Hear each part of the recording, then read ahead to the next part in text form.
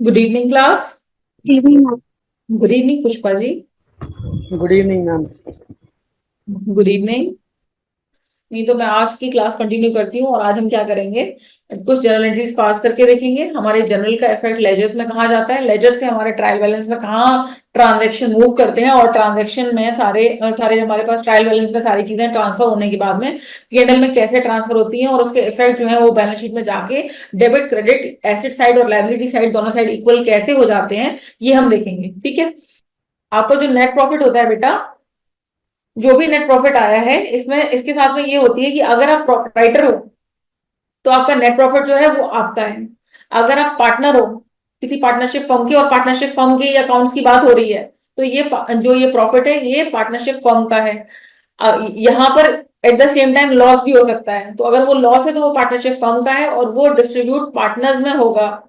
इस और पार्टनर का अपने इंडिविजुअल एसेट से कोई लेना देना नहीं है इस लॉस का। ठीक है। चलिए मैं आगे बढ़ती हूँ। चलिए हम जर्नल एंट्री से स्टार्ट कर रहे हैं।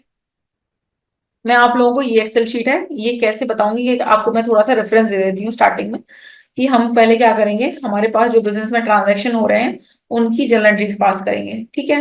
फिर उनके लिए हम रिस्पेक्टिव अकाउंट्स बनाएंगे, लेजर अकाउंट्स क्रिएट करेंगे।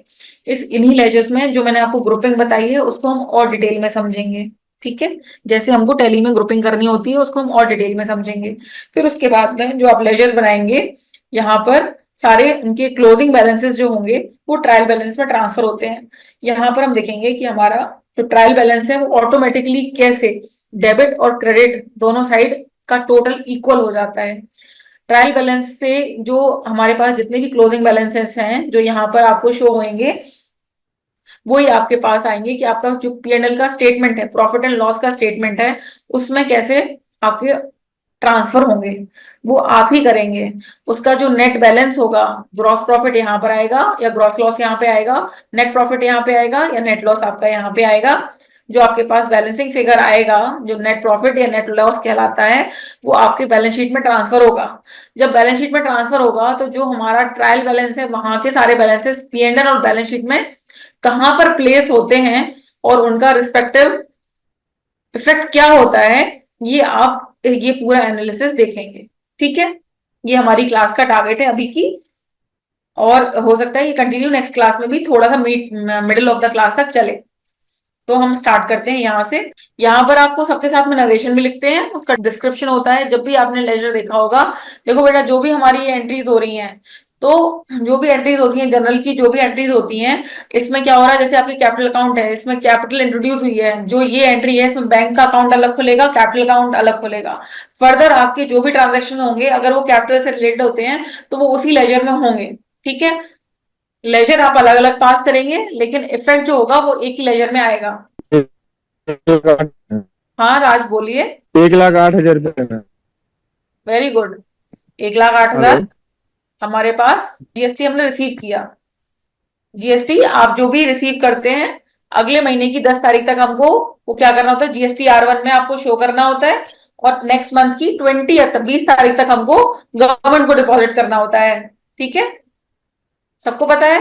नहीं पता है तो हमारी नॉलेज थोड़ी बढ़ रही है। आपकी टोटल हो गया कितना, 7,08,000। आगे आ जाते हैं हम। ठीक है। 50,000 जो है उसमें से 50% नेक्स्ट ईयर का है।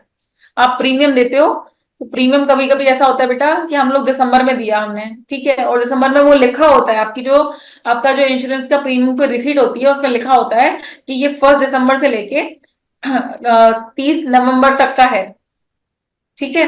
दिसंबर से लेके मार्च तक का वो हो गया, वो आपका करंट ईयर का हो गया, और अप्रैल से लेके नवंबर तक का होगा वो नेक्स्ट ईयर का हो गया। तो आपको डिफरेंशिएट करना होता है, बाइफरकेट करना होता है और अकॉर्डिंगली उसको बुक करना होता है। ठीक है। तो अब मैं यहाँ पर आपकी इंश्योरेंस पे किया आपने 50,000 का, और 50,000 belongs to next year. Entry लगभग सेम ही होगी जैसी हमारी ऊपर हुई है। तो हम यहाँ पे लिखेंगे insurance account debit 25,000 to bank, 25,000 ये हमारा एक्सपेंस हो गया।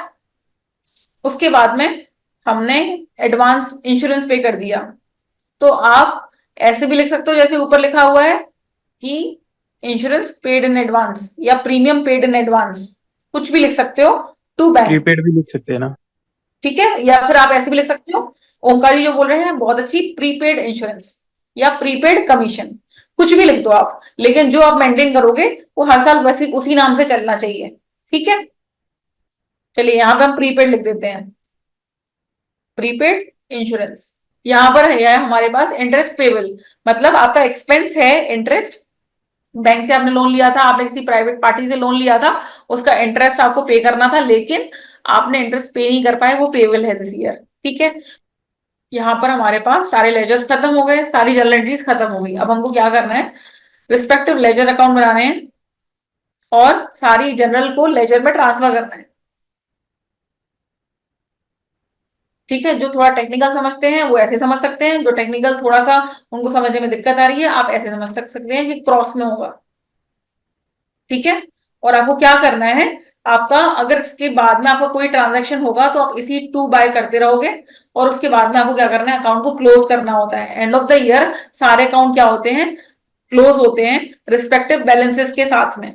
वो बैलेंसेस डेबिट भी हो सकते हैं, क्रेडिट भी हो सकते हैं। जिस तरफ आपको कम होगा वो ऑपोजिट साइड उसका बैलेंस कहलाता है। कैसे कहलाता है ये मैं आपको अभी बता देती हूँ, जिससे कि आप कल होमवर्क कर पाए, इसलिए मैं बता रही हूँ। कल तो मैं करके दिखाऊंगी 20 मिनट्स में हमारी ये एक्सरसाइज खत्म हो जाएगी, मैक्सिमम 30 मिनट या 35 मिनट्स में। और फिर उसके बाद में हम डेप्रिसिएशन अकाउंटिंग को समझना शुरू करेंगे कंपनीज एक्ट के हिसाब से, जो आपको फाइनलाइज करने के टाइम पे होती है। ठीक है, तो जिन लोगों को एलिमेंट्री नहीं पढ़ना है उनके लिए काम का पोर्शन डेप्रिसिएशन वाला हो जाएगा। एलिमेंट्री समझना मुझे लगता है सबको आना चाहिए, बीइंग एन अकाउंटेंट आपको ये चीज आनी ही चाहिए, इसमें तो कोई शक की बात है ही नहीं। तो कभी कभी कुछ कुछ लोग नहीं जान पाते, उसके लिए हम ये छोटी सी स्टार्टिंग में रखते हैं क्लास। तो अभी हम इस पोर्शन को कवर कर रहे हैं। ठीक है, तो आपको क्या करना है, बाय बैंक कर दिया मैंने, आपको यहाँ पर आपने टोटल लगा लेना है कि भाई आपकी कैपिटल से और कोई ट्रांजेक्शन थी क्या, नहीं थी। तो हमारा ये कैपिटल अकाउंट साल के एंड में क्लोज जब होगा तो हम इसको कैसे क्लोज करते हैं, दोनों डेबिट साइड और क्रेडिट साइड को हम बराबर लिखेंगे कि टोटल लिख लेंगे। इस साइड भी हमारा जो हायर साइड है वो दोनों साइड चला जाएगा। बेटा अब क्या हुआ, दोनों के यहां पर हमारा 2,50,000 और होना चाहिए था, तब हमारा टोटल यहाँ पर इक्वल, डेबिट क्रेडिट इक्वल हो जाते। तो ये क्या हुआ, ये आपका क्लोजिंग बैलेंस बन गया कि हमारा कैपिटल अकाउंट में साल के एंड में कितना बैलेंस बचा है, ये हमारा बचा है क्लोजिंग बैलेंस। तो to balance carried down, CD. ठीक है, यस मैम। समझा आपको, ये आपका ओपनिंग यस। बैलेंस। मैंने आपको जो बोला कि आपके जो सारे बैलेंसेस होंगे, ये मैंने ओपनिंग बैलेंस लिखा आपका, ये डी स्मॉल में होना चाहिए था, मैंने लिख दिया, कोई बात नहीं। आपको क्या याद रखना है बेटा, कि जो भी हमारे फाइनेंशियल ईयर की क्लोजिंग बैलेंस शीट होती है, क्लोजिंग पीएनएल अकाउंट होता है, पीएनएल अकाउंट से हमको मतलब नहीं है, हमारा जो बैलेंस शीट होता है तो उसमें जो भाई बैलेंसेस हैं आपके, वही हमारे ओपनिंग बैलेंस बनते हैं नेक्स्ट ईयर के। ठीक है, तो जब हम कैपिटल अकाउंट स्टार्ट करेंगे अपना नेक्स्ट ईयर का, तो हम यहाँ से स्टार्ट करेंगे दिस लाइन से, और यहाँ पे लेंगे बाय ओपनिंग बैलेंस या बाय बैलेंस ब्रॉट डाउन, और यहाँ पे लेंगे 2,50,000, यहाँ से हमारी गाड़ी स्टार्ट हो जाएगी। ठीक है, मैंने आपको एक बैलेंस शीट शेयर की थी पीडीएफ फॉर्मेट में, उसमें लिखा हुआ है, उसमें आपने अगर देखा होगा, अगर आपने उसको रीड किया हुआ है तो उसमें अलग से लिखा हुआ है, तो आपके पास वो अलग से रखा होता है वो पैसा। फिर जब अलॉट हो जाती है, अलॉट कब होगी, जब हमारे पास रेजोल्यूशन पास हो जाता है कि भाई हाँ कितने लोगों को हम कैपिटल इंट्रोड्यूस करने दे रहे हैं, या हमारी रिक्वायरमेंट कितनी है, या फिर हमने सेबी से कितनी परमिशन ले रखी है अगर पब्लिक कंपनी होती है, या फिर हमारे डायरेक्टर्स ने कितना रिजोल्व किया है कि हमारी कितनी कैपिटल हो सकती है प्राइवेट कंपनी के मैटर में, तो हम उतना क्या करते हैं, उतना अलॉट कर देते हैं, उतनी अलॉटमेंट को अपनी कैपिटल में ट्रांसफर कर लेते हैं। तो हमारे पास लेजर अलग अलग खुल जाते हैं, प्रोसेस यही है। दिनेश जी। हेलो। हाँ जी। आ रही है मेरी मैम आवाज? तो आपको कुछ तो अभी हम हमारा जो तो मैम अब अगर आप नेक्स्ट सेशन में थोड़ा एग्जांपल के साथ एक्सप्लेन करेंगे तो अच्छा है। हाँ ठीक है, लेकिन आप मेरे से ना आफ्टर क्लास पूछना, ये हमारे क्लास का पार्ट नहीं है। तो फिर भी मैं आपको एंड में जब हमारे पास 10 मिनट बचेंगे ना, आप मेरे से बोलना, तब हम उसको अच्छे से लेंगे। पहले मेरे ये सेशन मेरा पूरा हो जाने देना। Okay okay. ठीक है, क्योंकि हम ना सबको लेके चलते हैं, चाहे वो इंडिविजुअल प्रोपराइटर, पार्टनर और ये प्राइवेट कंपनी वाले, सभी को। तो हम पहले इस प्रोसेस को खत्म कर लेंगे, फिर उसके बाद में आपका प्रोसेस, आप जो मुझसे बोल रहे हो मैं उसके बारे में बता दूंगी आपको, कोई प्रॉब्लम नहीं। ठीक है, ओके, थैंक यू मैम। चलिए, okay, good night all of you, bye bye.